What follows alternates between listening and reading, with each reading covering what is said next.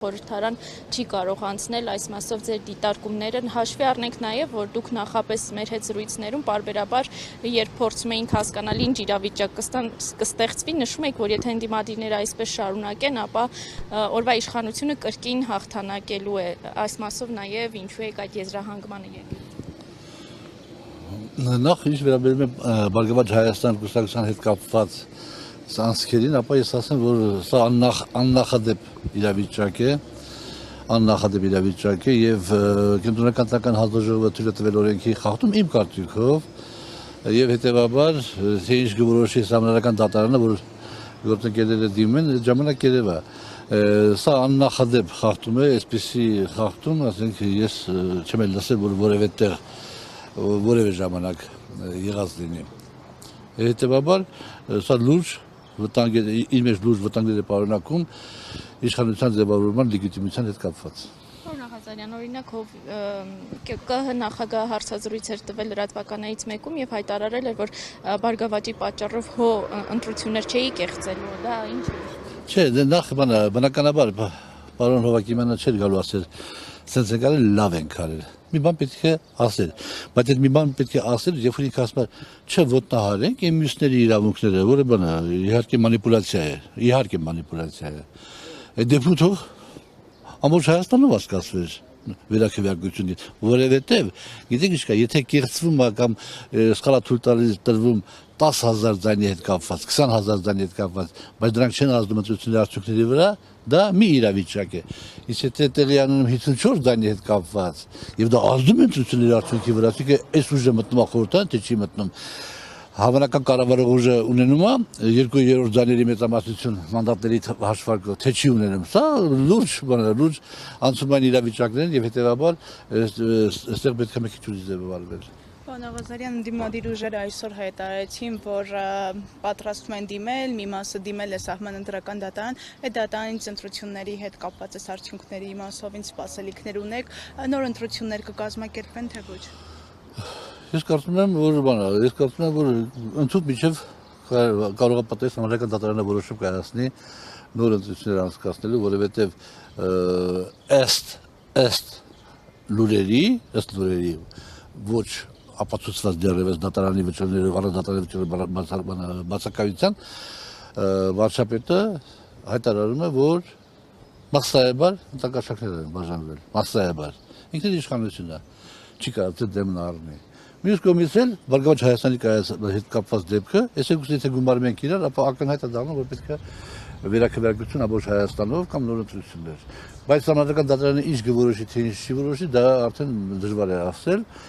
բայց բոլոր դեպքերում քայլը պետք է կատարվեր ընդդիմության կողմից։ Երեկ Սամվել Կարապետյանը հայտարարեց, որ ընդդիմադիր ուժերը պատրաստվում են միասին հանրահավաք անցկացնել, հանրահավաքի վերաբերյալ ինչ կասեք առաջիկա։ Կարող եմ մի բան դնել, մի րոպեանոց բանը դնեմ, հետո խոսքս կասեմ, այդ իմաստով, որովհետև դա շատ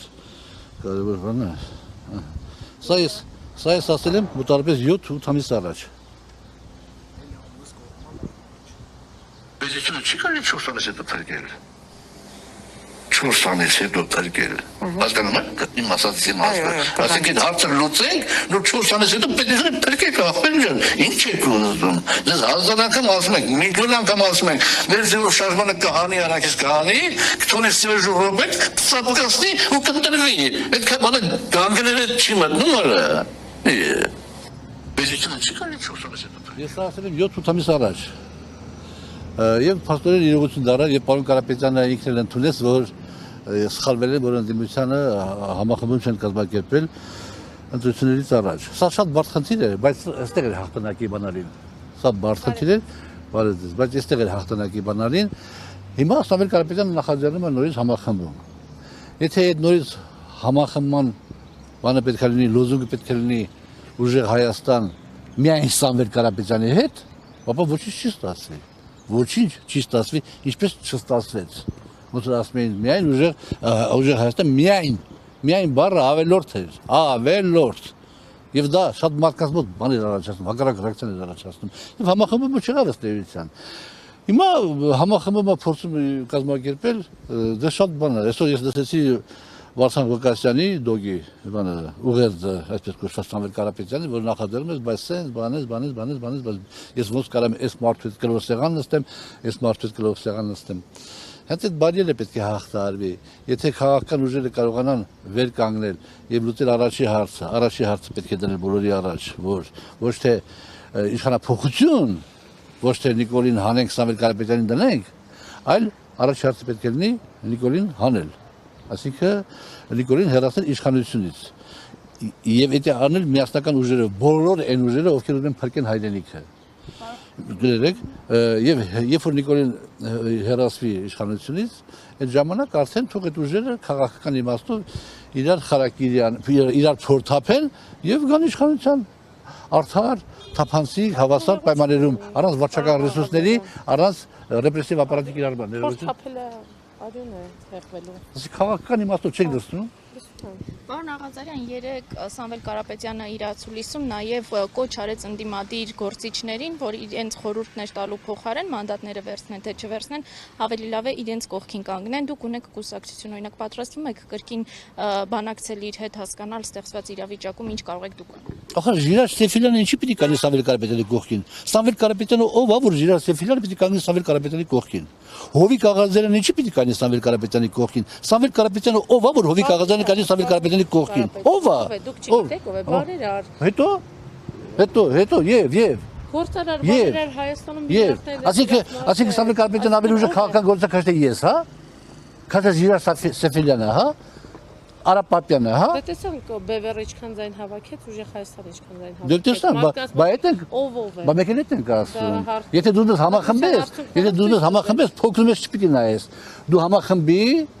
համախմբվեք, ոչ թե համախմբվի։ Նիկոլ Փաշինյան հեռացեք իշխանությունից, հետո արի ընտրվի վարչապետ։ Ես ճանապարհ էինք առաջարկում 100%-ից, որ ինքը վարչապետ էր դառնում։ Քիչ համաձայնվեցին։ Հազար անգամ գրեցին բանացիք 100%-ից ճանապարհ, որ ինքը վարչապետ էր դառնում։ Քիչ համաձայնվեցին, որովհետև եթե հանգածակ այդ ճանապարհով ինքը վարչապետ դառnar, դուք ասեիք, բայց всё-ժինք, բանը Աղազյան Հովիկի Հակոբյանը ասածը լսես վարչապետ դառնալ։ Չեն ուզում ոչ մեկին լսել։ Ուզում են իրենք դևին սպանեն։ Իսկ ով որ դևին մենակ ասպանում, ինքը դառնա դև, իսկ պետք չի այդ դևը։ Այսինքն բացառում եք, որ նորից կբանակցեք։ Ես բանակցել ես չեմ բանակցել, որովհետև ես իրանց համար շատ բանը փոքր մակարդակի մարդ եմ, իրանք հարց չեն համարել իմ հետ խոսալ, ես ոչ վիրավորված եմ, ոչ բան եմ, ես ոչ բանակցել եմ, ոչ բան։ Ես իմ տեսակետները, մենք մեր կուսակցության տեսակետները գրել ենք հրապարակավ, հարմար կգտնեին, թող բանան առաջնորդին, որը առաջ 100%-անոց ապահովում էր հնարավորություն իշխանության գալու։ Տեսակ 7 ամիս առաջ եմ ասել, հեռացնել հիմա ինչ անում Նիկոլ Փաշինյանը, հիմա ինչ անում։ Հիմա սատկացնում է։ Պարոն Աղազարյան, ստեղծված իրավիճակում ըստ ձեզ վերցնել մանդատները, թե ոչ։ Եթե Բարգավաճ Հայաստանը կմտնի խորհրդարան, ապա այո, თუ վերցնեն։ Եթե Բարգավաճ Հայաստանը չի մտնի խորհրդարան, ապա պետք չի վերցնել։ Այսինքն ես ինչի մտնում փաստացի, ես բարակայ։ Չէ, դե ինչ եք ասում, հալակարող համանական դատարանը կարող որոշի։ Այսինքն եթե Բարգավաճ այո, եթե Բարգավաճ Հայաստանը մտնում է խորհրդարան, ապա անպայման թող վերցնեն մանդատները, որտեղ 44 մանդատը դա մեծ, շատ մեծ ուժ է, պետք չի բանանել։ Իսկ եթե Բարգավաճ Հայաստանը չի մտնում խորհրդարան, այսինքն տեղյանում տիեզերական մասշտաբի արտառոց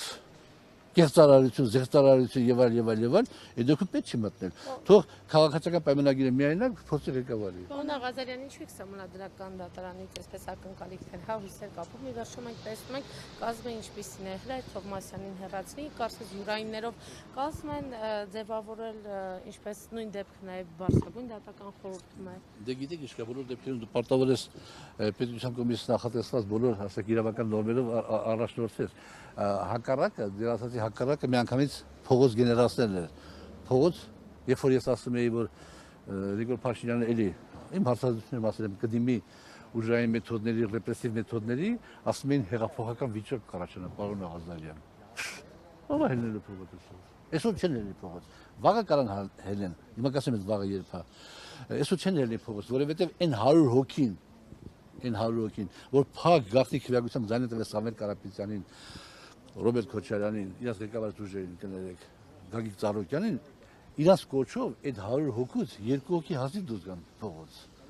Նիկոլ Փաշինյանը չի ասում, հելի եք ախտեր, հելի հեղափոխություն արեք։ Այսինքն նկարի բոլորին փողոցում ակտիվներին ջոկի, որտանց հենել անեցի, որ 5 տարի հետո մասին է մտածում Նիկոլ Փաշինյանը, ոչ թե իրաց նման մի ժամվա մասին։ Ավելի լավ է ճանաչվում։ Ում։ Փաշինյանը։ Դա հարկավոր լսել իմ խորհուրդները։ Պարոն Աղազարյան, այսինքն չկա այն առաջնորդը, որը փողոցային շարժումը կարա ղեկավարի ու Այսօր չկա այդ առաջնորդը, որ փողոցային շարժում կարա գեներացնի, որովհետև նորից եմ ասում, այս ռեպրեսիվ ճնշումների պայմաններում մարդիկ կան հանգստանան փողոց դուրս գան ուղղակի, որովհետև Նիկոլ Փաշինյանը ովքեր ասում է դուրս եկեք, բանը հեղափոխություն արեք, ինքը իրականում հրահարում է, որպեսզի ակտիվիստներին բանալի հավաքի փողոց նկարի եւ այլ հետո հարցերը լուծի։ Հիմա տեսեք երբ կարա փողոցը գեներացվի։ Շատ իմ իր տանոց մոտիկ մարդիկ ձայնը տվել են քաղաքացիական պայմանագրին։ Երբ որ ինձ զրուցել եմ ասել եմ, բայց չեք անհանգստանում արդյոք որ Նիկոլ Փաշինյանը ստիպված պետք է լինի այդ փախստականը, այսպես կոչված ադրբեջանցի փախստականների վերադարձի հետ կապված հաստատություն ստորագրի։ Ասում լավ էլի, պարոն Աղազարյան։ Ասում լավ էլի չի։ Ենթադրենք այսօր դու համոզվում ես, որ դա այդպես է լինելու։ Ասում եմ դուք ձայն չեմ տա։ Բայց այդ մարդիկ ձայն են տվել։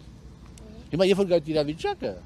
այդ մարդիկ է դուրս գան փողոց ասել։ Թանակը ոսկորին հասնել։ Հա, այդ մարդիկ է դուրս գան, որովհետև դա անացնել է։ Հիմա երեք չեմիսոր արդեն եղել է, չէ՞, որ դու բատում ես բանը հարարողությունը բարձրաստիճան պաշտոնյաներ ադրբեջանցի բարձրաստիճան նախարար բիզնեսի փոխնախ Հələ չի հասել։ Հասնի ժամանակ, երբ որ Նիկոլ Փաշինյանը պատրաստի ստորագրի հաստատություն։ Պարոն Աղազարյան, Այդ կներեք, այդ կնի վաղը, որ ասում եմ, այսօր հնարավոր չի, վաղը հնարավոր կլինի։ Անկլավների հետ կապված է կարող ապատել մի փոքրիկ բան լինի, բայց արդեն անկլավների հետ կապված ժողովուրդը հաշտվել է։ Նիկոլ Փաշինյանը բազմիցս հայտարարեց, որ իր իշխանության օրոք ոչ մի հատ ադրբեջանցի Հայաստան չի գալու, այսինքն դուք իր խոսքերին չեք վստահում։ Դու չի խոսքերին վստահում եմ, ինքը կստորագրի 5 տարի հետո իշխանության չի լինի եւ ժամանակ գասեն կգան։